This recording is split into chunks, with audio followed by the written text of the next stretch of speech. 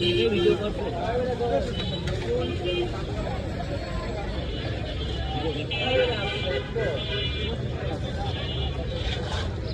কি মেডিকেলে আছেন? ঢাকা মেডিকেলে এখন বর্তমানে? ওর নাম কি? তোমার নাম কি?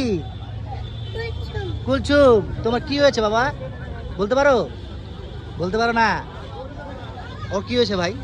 Retinoblastoma cancer. রেটিনোব্লাস্টোমা ক্যান্সার, সাথে তো যে চোখটা দেখা যাচ্ছে, চোখটা তো অবস্থা খারাপ। চোখের থেকেই শুরু, চোখটা নষ্ট হয়ে গেছে। চোখটা নষ্ট হয়ে গেছে। আবার আমি যে দেখতে পারলাম যে এই যে দেখি বাবা, এই যে এখানে যে বড় বড় 2-3টা অপারেশন আছে।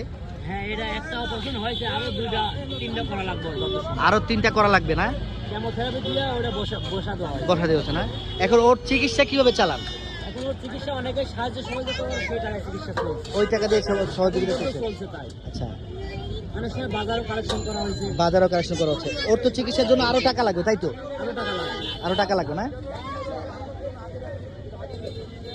আপনি কি এই ভিডিওর মাধ্যমে কারো কাছে কি কোনো সহযোগিতা চান? এখন যদি দেশবাসী আমার মেয়েটার জন্য, আমার জন্য না, আমার মেয়েটা বাঁচার জন্য যদি কিছু সাহায্য সহযোগিতা করতো, তাহলে হয়তো মেয়েটাকে বাঁচাতে পারতাম।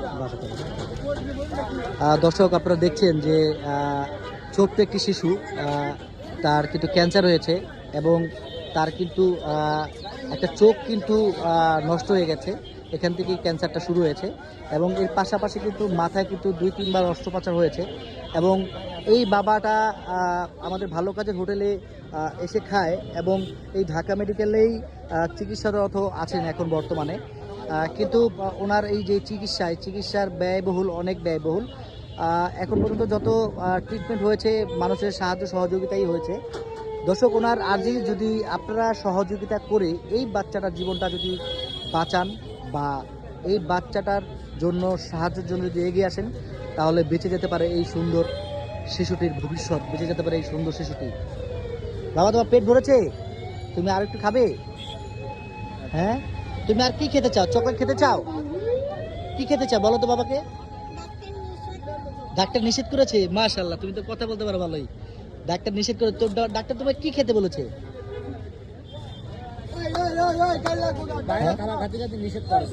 তুমি কি একটু কমলা বা আপেল খাবে?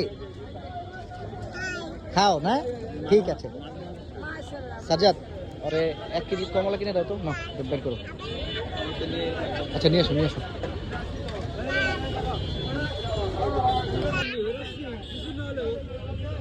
13 মাস হয় এখন, এ পর্যন্ত 13 মাস হয়। তাহলে আমি তখন থেকে নিয়ে বেড়াচ্ছি বিভিন্ন ডাক্তারের কাছে। আমি ঢাকায় ইসলামী হসপিটালে আছি মনে হয় 6-7 বার, জাতীয় বিজ্ঞান হাসপাতালে আছি মনে হয় 4-5 বার, নিউরো সায়েন্সে আছি মনে হয় 4-5 বার। তারপর